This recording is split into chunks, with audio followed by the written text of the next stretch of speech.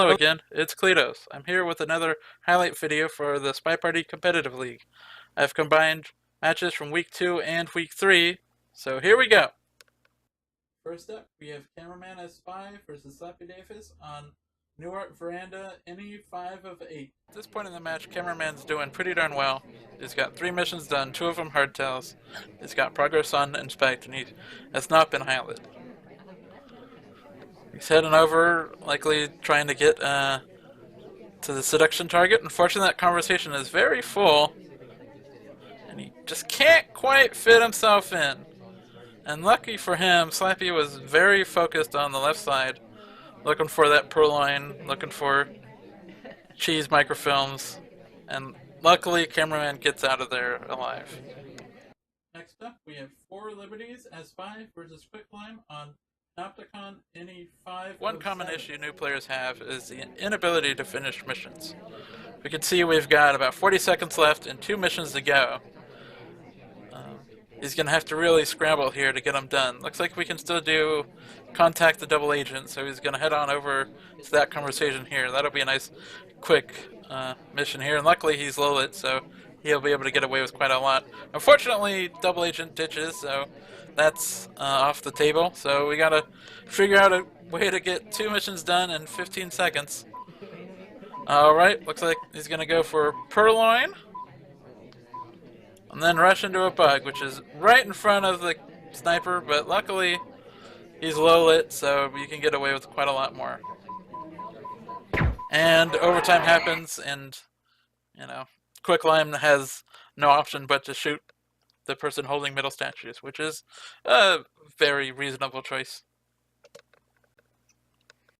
Next up, we have myself as Spy versus Casey on Veranda. Looks like there's a lot of action going on over here. We got double agent, we got Toby. I'm gonna go ahead and take Oprah's spot here. It's a good time to banana bread. I did not see the laser. Turns out it was looking right at me, pretty much. I decided to do banana bread purloin. I was a little bit worried. Luckily, the laser moved away right after I did the banana bread. And, good old gulp, and I decided that now's a good time to bug the ambassador. Never do too many missions at once, I always say. And I get rewarded with a low light. Thank you! Now for the final highlight of Week 2, we have Catnip as Spy versus Seba on Courtyard 2, any 4 of 7. This is one of the most beautiful plays I've seen so far this season.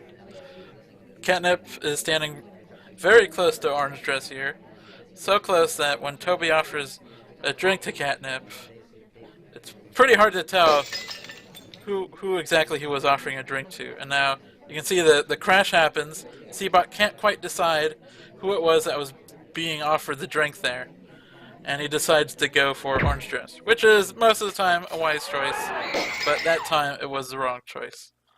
I think, Seabot may be a little bit inexperienced, but most players would assume that that since you can see here, Orange Dress is being offered a drink now, it's pretty unlikely that she was the one being offered a drink when the crash happened.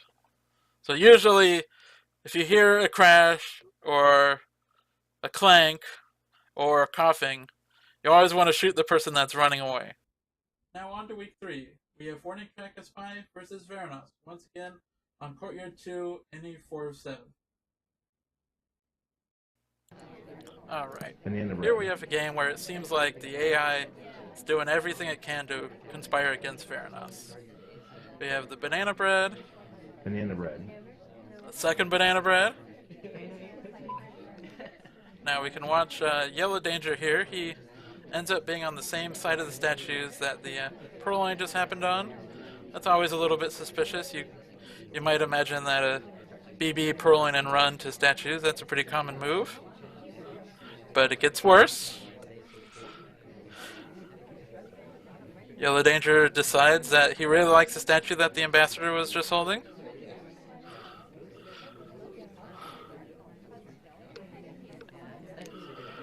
Yep, just gotta see it. Although that pathing, you could imagine that Would have been pretty tricky for Warning Track to pull off, but you know, Warning Track's pretty good. He could have done that.